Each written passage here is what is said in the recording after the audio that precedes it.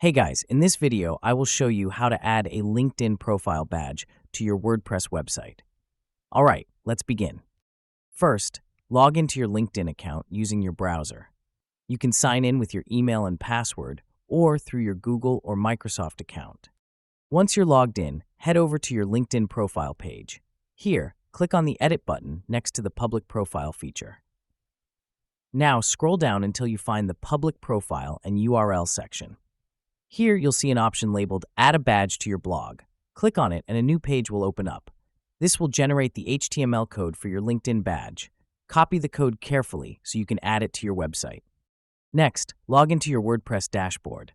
In the left-hand menu, search for HTML and add the HTML widget to your desired widget area. In the text field, paste the HTML code you copied from LinkedIn.